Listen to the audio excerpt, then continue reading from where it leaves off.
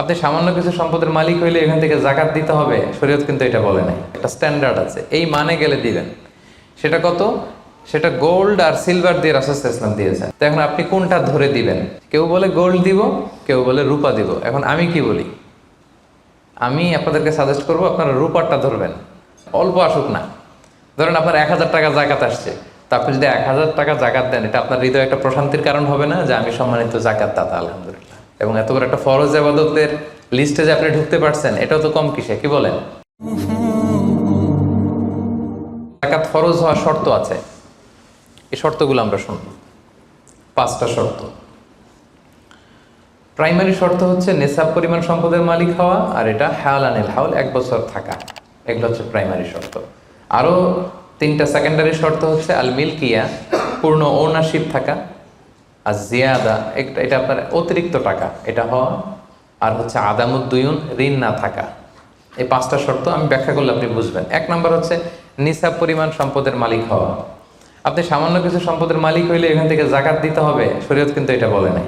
সুবহানাল্লাহ। আপনি জাকাতের নিয়ম শুনলে দেখবেন যে ইসলাম কতটা ব্যালেন্সড। একটা থ্রেশহোল্ড আছে, একটা স্ট্যান্ডার্ড আছে, এই মানে গেলে দিবেন। সেটা কত? সেটা গোল্ড আর সিলভার দিয়ে রাসূল সাল্লাল্লাহু আলাইহি ওয়াসাল্লাম দিয়েছেন। কারণ তখন গোল্ড আর সিলভারের কয়েন ছিল, মুদ্রা ছিল। আগে কিন্তু সোনা আর রূপা দিয়েই মুদ্রা বানানো হতো, পরে এটা পেপার মানি শুরু হয়েছে, কাগজের টাকা। তো একটা হচ্ছে দিনার আর একটা দিরহাম। তো রাসূল সাল্লাল্লাহু আলাইহি ওয়াসাল্লাম যে থ্রেশহোল্ড বেঁধে দিয়েছেন সেটা হচ্ছে 7.5 তোলা স্বর্ণ বা 52.5 তোলা রূপা। আই রিপিট, এটা সবাই জানেন আশা করি, যে 7.5 তোলা স্বর্ণ আর 52.5 তোলা রূপা।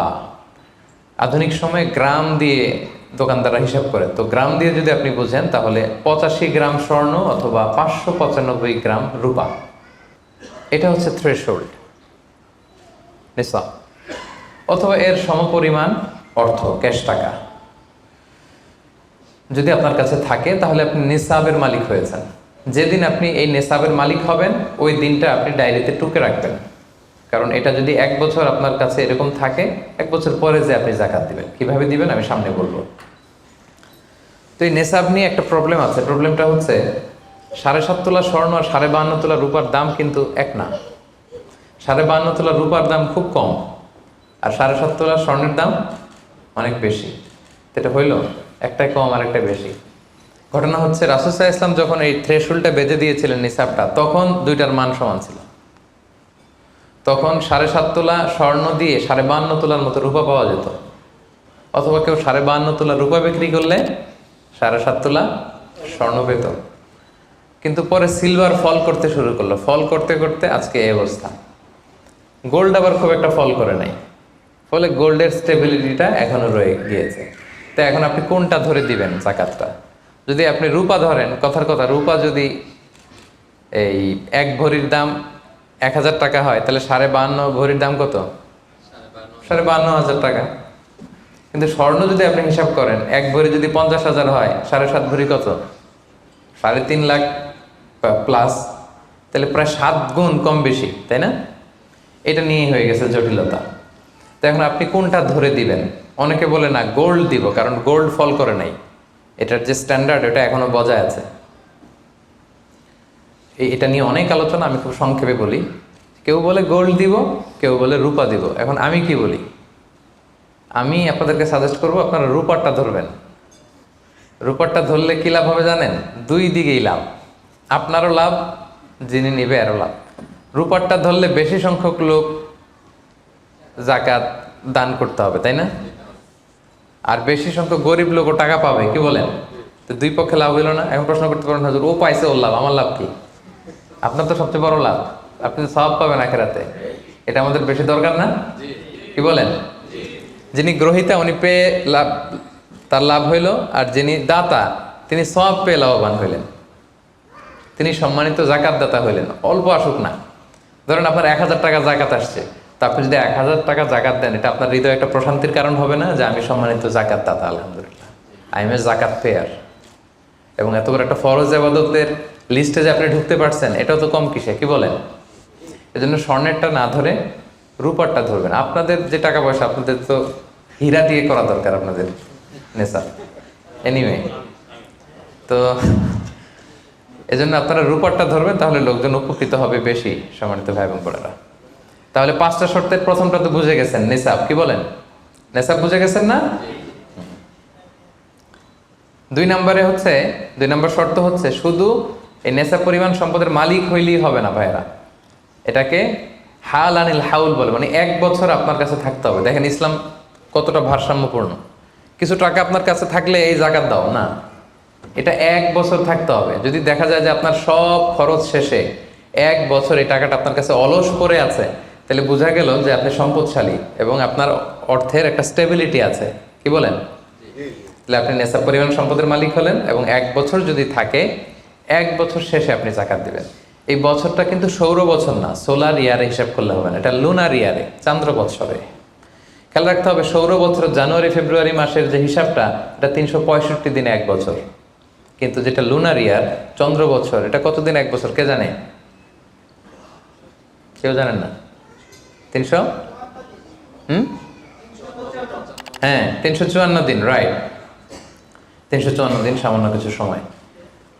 তো 11 দিনের কিন্তু এখানে ডিফারেন্স আছে, 11 দিনের ডিফারেন্স আছে। তো আপনি হিসেব করবেন হচ্ছে চান্দ্র বছর অনুযায়ী, সৌর বছর অনুযায়ী না। তো সৌর বছর অনুযায়ী যদি করেন তাহলে আপনার জাকাত কিন্তু 2.5% থাকবে না। চান্দ্র বছর অনুযায়ী আপনার 2.5%, সৌর বছর করলে ওইটা 2.58% হয়ে যাবে। একটু বাড়বে না? কারণ কতদিন বেশি?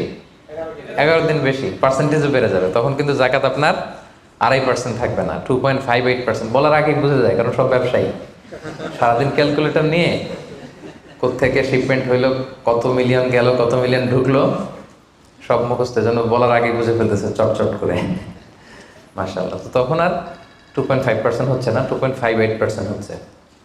তাহলে সম্মানিত ভাইরা, আপনি ধরেন, উদাহরণস্বরূপ ধরেন যে আপনি গত রমজানের 20 তারিখে সর্বপ্রথম নিসাব পরিমাণ সম্পদের মালিক হয়েছিলেন। তো তারপরে আপনি খেয়াল করবেন যে দেখি সারা বছর এই পরিমাণ অতিরিক্ত অলস টাকা আমার কাছে পড়ে থাকে কিনা। থাকতে থাকতে থাকতে থাকতে এই রমজানের 20 পর্যন্ত দেখেন যে টাকা ওইটা তো আছে, আরও হয়েছে টাকা। তো তার মানে আপনি এখন জাকাত দিবেন, যেহেতু নেসাবের মালিকও হয়েছেন, আবার পূর্ণ একটা চন্দ্র বছরও আপনার অতিক্রম করেছে, স্থায়ী হয়েছে, তখন আপনি জাকাত হিসাব করবেন। তাহলে 2টা শর্ত বুঝলেন না? 3 নাম্বার হচ্ছে ওনারশিপ।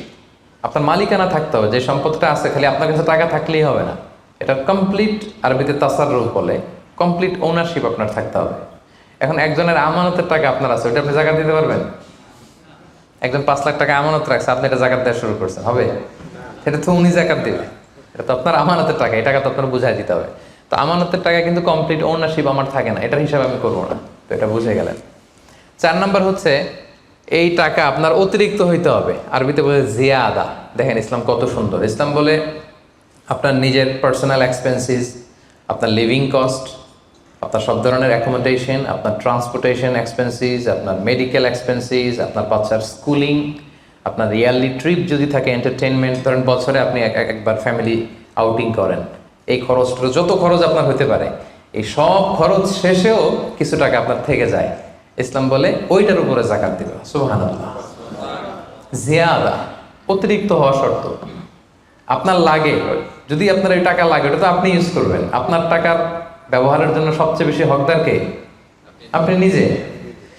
আপনার সব খরচ আলহামদুলিল্লাহ সুন্দরভাবে চলে, এরপরেও নিসাব পরিমাণ টাকা বছরব্যাপী যখন আপনার রয়ে গেল, ইসলাম বলে জাস্ট 2.5%।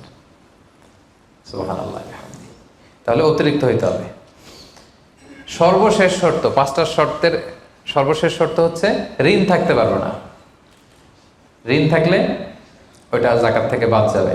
ধরেন আপনার আছে 5 লক্ষ, কিন্তু আবার ঋণও আছে 5 লক্ষ, কথার কথা। তো এটা তো আপনি আগে ঋণ দিবেন, আপনার জাকাত দিতে পারবেন না, এই কথাটা কি বুঝতে পারছেন? আচ্ছা, ঋণ ভাই 3 ধরনের। কয় ধরনের? 3 ধরনের। একটা হচ্ছে আপনার একবারে পরিশোধ করতে হবে, এরকম ঋণ থাকে না, যে আমি মুরাদ ভাইয়ের কাছ থেকে 1 লক্ষ টাকা নিলাম, আজকে আমার জাকাতের হিসাব করার ডেট, তো 1-2 মাসের মধ্যে টাকাটা দিতে হবে। তো তখন এই যে 1 লক্ষ টাকা উনি পাবে, এই টাকাটা আমি বাদ দিব আমার অন্যান্য অ্যাসেট থেকে। বাদ দিয়ে যদি দেখি যে না, তারপরেও জাকাত হয় দিব, আর না হলে দিব না, কারণ এটা একবারে দিতে হবে। ওনার বলছে যে 1 লক্ষ আমি একবারে দিয়ে দিব আপনাকে 1 মাস পরে, এইভাবে ঋণটা নিয়েছিলাম। তাহলে কিছু কিছু ঋণ আছে একবারে পরিশোধযোগ্য, ওকে, এটা জাকাতের ক্যালকুলেশন থেকে বাদ যাবে। কিভাবে বাদ যাবে আমি ক্যালকুলেশন করে দেখাবো। ঋণের দ্বিতীয় প্রকার হচ্ছে ইনস্টলমেন্টের কিছু ঋণ আছে, কিস্তিতে দেয়া লাগে। লেটস সে আমি 1 কোটি টাকা দিয়ে একটা গাড়ি কিনেছি, BMW গাড়ি, বা 50 লক্ষ টাকা দিয়ে আমি একটা হুন্ডা গাড়ি কিনেছি, 50 লক্ষ টাকা। তো এটা আমি কিস্তিতে কিনেছি। কিস্তির ঋণ যদি হয় তাহলে আপনি কিন্তু পুরোটা বাদ দিতে পারবেন না, তখন সর্বোচ্চ 12 মাসের কিস্তি বাদ দিতে পারবেন, 12 মান্থসের, তাও এই চন্দ্র মাসের হিসাবে। কারণ জাকাতের হিসাবটা কি 12 মাসের হিসাব, তাই না? এটা একটা ইয়ারলি ক্যালকুলেশন। আপনি পুরোটা যদি একবারে বাদ দেন তাহলে তো আপনার আর জাকাতই দেওয়া লাগবে না। কি বলেন? বাংলাদেশে অনেক বড় বড় সিআইপি ব্যবসায়ী আছে, ওনারা হাজার হাজার কোটি টাকা ব্যাংক থেকে ব্যবসায়ের কারণে ঋণ নেন এবং ওনাদের ঋণ খেলাপি হয়। তো ওনারা যদি বলে হুজুর আমার তো ঋণ আছে, তো উনি আর জাকাত দিবে কি? ওনারাই তো আমার জাকাত দেওয়া লাগবে এখন। কি বলেন? এরকম বড় বড় সিআইপিরা যদি ঋণের দোহাই দেয়, উনি আর জাকাত দিবে কি? উনি তো ঋণী, তাহলে উনারাই কিছু জাকাত আমাদের দেওয়া লাগবে। কারণ আমরা জাকাতের 8টা খাতের মধ্যে একটা পড়েছি, বল গরিমিনা। কি বলেন? ঋণগ্রস্ত ব্যক্তিকে জাকাতের টাকা দিয়ে হেল্প করা যায়, তো উনি আর দিবে কি? উনারে দিই আমরা। ওই ঋণ বাদ দেওয়া যাবে না। ইনস্টলমেন্টের ঋণ হইলে 12 মাসের, আর ওইরকম ঋণ খেলাপি 1000 কোটি টাকা, এগুলো বাদ দেওয়া যাবে না। 3 নাম্বার ঋণ হচ্ছে লাক্সারি পণ্য কিনতে যে ঋণ হয়, এই ঋণ জাকাত থেকে বাদ দেওয়া যাবে না। বিলাসিতামূলক কিছু যদি আপনি কিনেন, আপনি একটা লাম্বরগিনি কিনলেন 10 কোটি টাকা দিয়ে, এটা আপনি জাকাত থেকে বাদ দিতে পারবেন? পারবেন না। তাহলে লাক্সারি আইটেমের যে ঋণ, এটা বাদ দেওয়া যায় না। তাহলে ঋণের ব্যাপারটা পুরোপুরি বুঝে গেছেন না? এই 5টা শর্ত যদি থাকে আপনার মধ্যে পাওয়া যায়, অর্থাৎ আল্লাহ তালা আপনাকে একটা নিসাব পরিমাণ সম্পদের মালিক বানিয়েছেন, এটা আল্লাহ তালা পুরো 1 বছর আপনার এই পরিমাণ টাকা আপনার মধ্যে স্টেবল ছিল এবং এটার পূর্ণ ওনারশিপ আপনার আছে, এবং এটা আপনার সব খরচের অতিরিক্ত, এবং সবশেষে এটা আপনার ঋণের বাইরে, ওই সম্পদ থেকে আল্লাহ তালা আপনাকে জাকাত দিতে বলেছেন। তাহলে জাকাতের শর্ত সবার ক্লিয়ার?